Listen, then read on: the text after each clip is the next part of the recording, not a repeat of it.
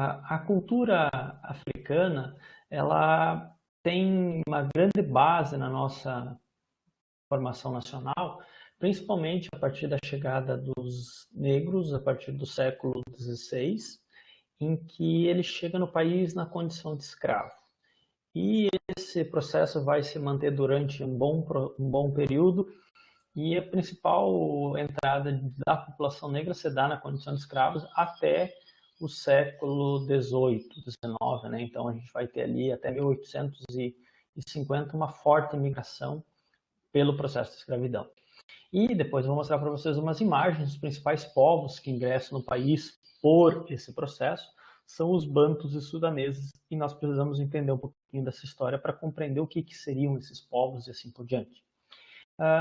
A população negra representou a maior parte da população brasileira ao longo de 4 séculos, desde que eles começaram a chegar ali. Claro que nós tivemos um primeiro período em que se destacava a população indígena, depois nós tivemos, basicamente, no século XVI, XVII, XVIII, um predomínio da população negra.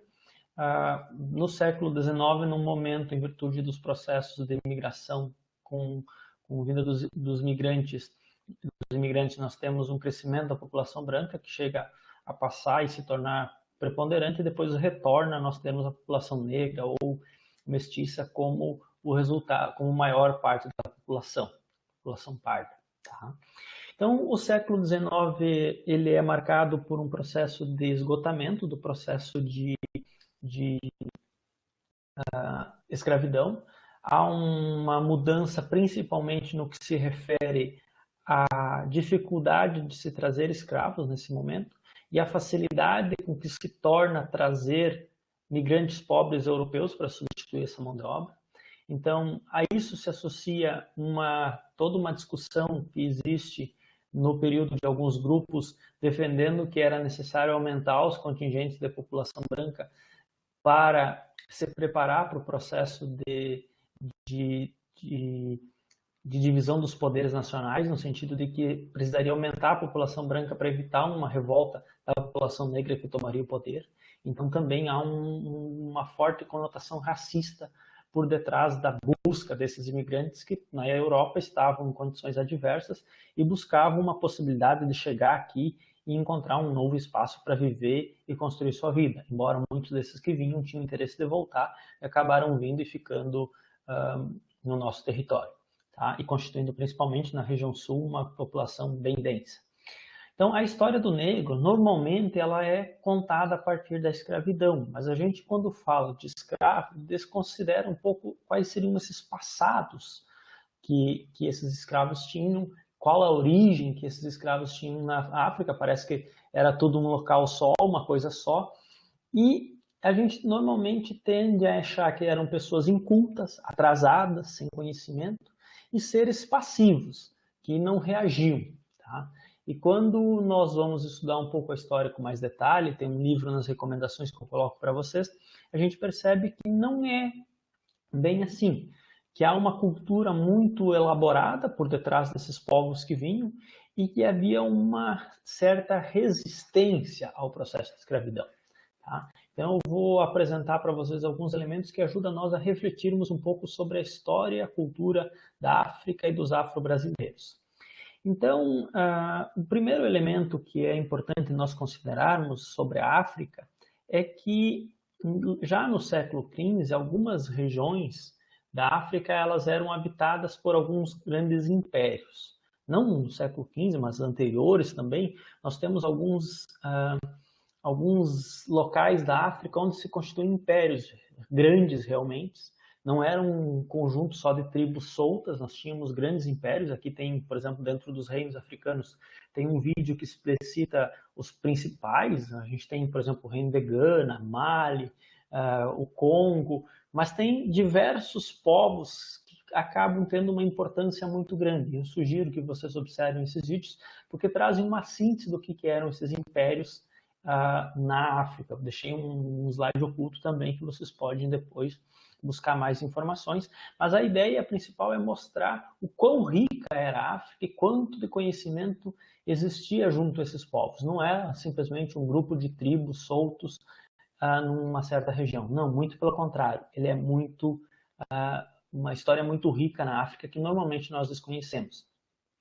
Uma coisa importante nesse processo é que quando a gente fala da escravidão, nós temos que evitar uma visão ingênua de achar que foram os europeus que inventaram a escravidão. A escravidão ela é algo muito antigo na sociedade, ela é anterior ao regime feudal e existia na Europa também, tá?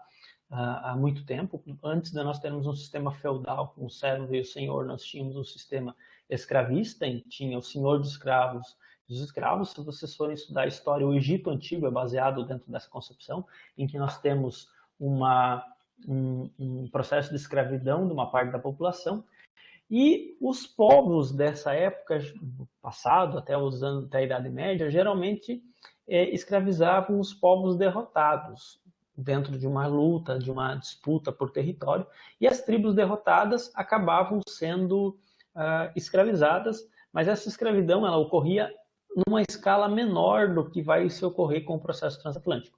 Embora, se você for estudar, a gente tem dados de que teria ocorrido uma escravidão em torno de 5 milhões de africanos também para o processo do Oriente Médio, a gente teria uma igual importância, mas isso ao longo de vários séculos, num período um pouco menor, nós teríamos concentrado essa mesma dimensão para a escravidão posterior. Então, a escravidão não é algo que foi inventado, tá? Por a vinda para o Brasil, ela já pré-existia. Só que na África existia dois tipos de escravidão: a escravidão do homem, que era normalmente enviado para fora, e a escravidão de mulheres e crianças, que eram incorporadas às novas tribos, a mulher para gerar mais filhos, aumentar o tamanho das tribos, e os filhos, como eles ainda não tinham uma formação cultural, eles podiam aprender a nova cultura, se tornar guerreiros e formar, dentro das gerações, também serem incorporados às novas tribos quando eles eram derrotados. Tá? Então, uma tribo derrotada, às vezes, passava a compor, de uma certa forma, a tribo que era vencedora e servir como um trabalho escravo, e com o passar do tempo se tornava parte dessa nova tribo. A principal origem dos escravos na África eram os derrotados em guerras, mas também existiam vários outros tipos de formas que podia levar alguém a se tornar escravo, como, por exemplo, alguém que cometeu uma transgressão, um crime, ou pela uma incapacidade de pagar dívidas, o cara penhorava pessoas na época, por exemplo, era possível, ou a incapacidade mesmo dessas pessoas sobreviver de forma independente, por vezes levava, por exemplo, uma tribo, diante de uma incapacidade de se manter no tempo, de vender algumas dessas pessoas como escravos, como forma de garantir a sobrevivência dessa pessoa que ia como escrava e também das pessoas que permaneciam.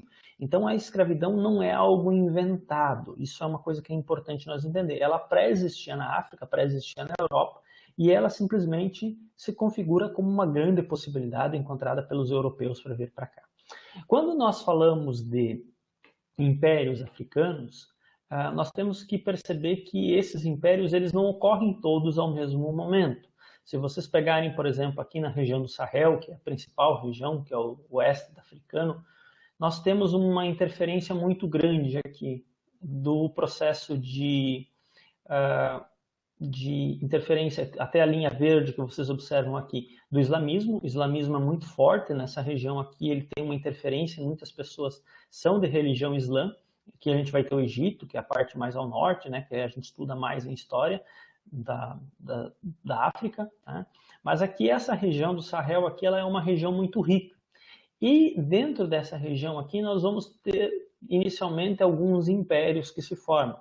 O primeiro império a se formar aqui lá pelos anos 1800, nessa parte em rosa, onde tem esses pontos amarelos que são minas de ouro, é Gana. Gana é um império extremamente rico que se forma e ele persiste durante um certo tempo. Depois ele vai ser substituído pelo Império Mali, tá?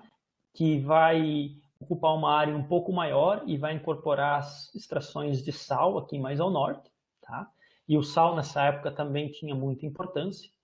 E depois também nós vamos ter aqui um império muito grande que se forma ocupando grande parte dessa área aqui, que é o Império Songhai. Então nós temos 3 grandes impérios que se formam em sequência aqui nessa área, sendo que o Império Mali, que se forma nessa região aqui, é onde vai se ter uma interação lá pelo século XV em diante, e também depois aqui o Império Songhai, que na verdade é uma sequência. Se vocês pegarem e verem os vídeos, vocês vão perceber que do esfacelamento de um é que vai surgindo outros até que se desfaçam esses impérios. Mas além desses impérios aqui, com dimensões diferentes, eles eram alimentados por rotas, né? Então, se vocês forem estudar, vocês vão ter muitas rotas aqui estabelecidas da África, que vão até a região aqui do Oriente, tá? E também para a parte do Mediterrâneo, e levando ouro, marfim, sal, camelos, escravos e diversos outros tipos de materiais, tá? Além das pessoas que também eram escravizadas. Então, dentro dessa região mais ao norte aqui, nós temos os sudaneses, que a gente chama, que são os povos sudaneses, e que vários deles vão ter uma formação islã. E isso é extremamente importante porque quando nós vamos estudar o processo de formação das rebeliões que ocorrem no Brasil dos escravos, grande parte delas é puxado por grupos islâmicos que estavam no Brasil e que, como escravos, e que por essa interferência do islamismo tinham conhecimento do Alcorão, sabiam ler, escrever em árabe, e que por isso ajudava eles a se organizarem. Então, por exemplo, a principal revolta que a gente vai encontrar dentro da colonização dos escravos brasileiros, que é a revolta dos malês, que ocorre na Bahia, ela vai ter uma organização principalmente dos grupos aqui dessa região. Mais ao sul, nós temos um outro grande império, nós temos vários impérios, né, mas destaca-se o Império do Congo. Tá? O Império do Congo ele vai ter uma importância muito grande na formação de uma boa parte dos escravos que vêm parar no Brasil. Só que, diferentemente do grupo mais ao norte aqui, o grupo mais ao norte tinha uma metalurgia extremamente desenvolvida, extração de ouro, especialistas em extração, em produção agrícola.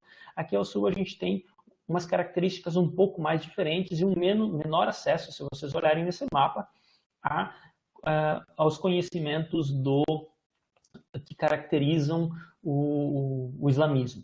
Então, são grupos diferentes e nós temos uma formação, então, de pessoas vindas mais ao norte e pessoas vindas de mais ao sul, que é do grupo.